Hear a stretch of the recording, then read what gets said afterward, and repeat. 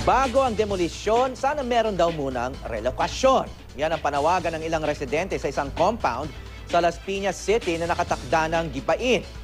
Pero ang ibang pamilya voluntaryo nang naghakot ng kanilang gamit. May news to go si Von Aquino. Von.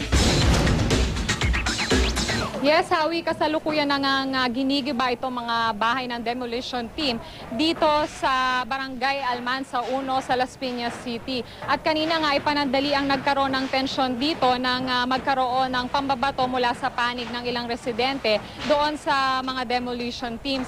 At bago pa yung demolition, Hawi, ay magdamag ng nanatili yung ilang residente sa tabi ng kalsada at voluntaryo nang naghakot ng kanilang gamit. At ayon sa ilan sa kanila, ay wala raw silang matutuluyan matapos na paalisin nga sila sa kanilang tinitirahan.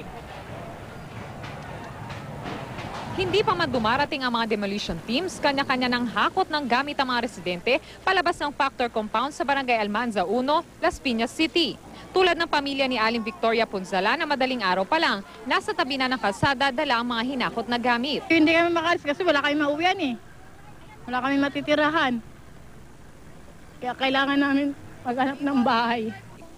Si Aling Lucia Katiis, 56 na taon na raw naninirahan sa compound na ito, kaya hindi raw niya matanggap na gigibain na kanilang tahanan.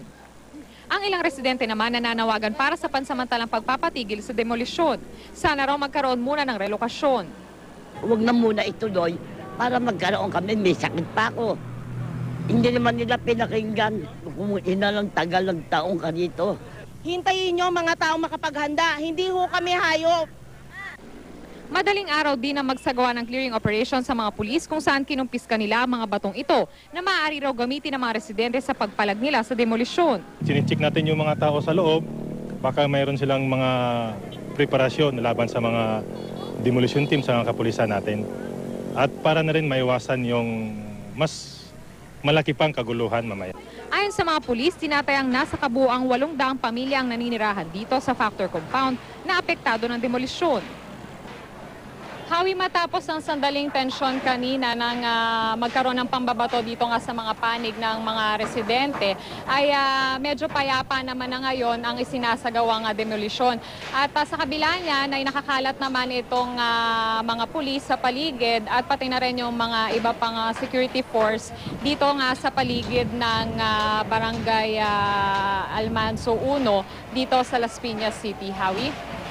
Von, may abiso ba yung lokal na pamahalaan sa mga residente? Kasi ang pagkaalam ko sa batas, kailangan nga na may relocation site bago mag-demolish. Tama, Hawi. Kanina nga nung in-interview natin yung mga ilang residente, nagsabi sila na meron naman daw abiso. Kaya lang sinabi nila, medyo kulang pa yung oras para makapaghanda sila dito nga sa naturang demolisyon. Hawi? Pero meron bang sinabi yung local government officials tungkol nga doon sa relocation site? Meron bang naka-budget doon? Meron na bang venue para sa relocation? Kasi nga, kahit informal settlers yung iba dyan, protektado pa rin sa larang batas. Sa ngayon, Hawi, wala pa tayong nakakausap mula sa lokal na pamahalaan kung meron nga iaalat sa kanila na relocation site, no? Pero ayon doon sa ating mga residente, wala pa raw kumakausap sa kanila patungkol nga kung sila ba ay magkakaroon ng panibagong bahay matapos nga silang paalisin dito. Hawi? At ano naman daw yung dahilan kung bakit sila dinedemolish? Ano ba yung igagawin dyan sa lupa na yan?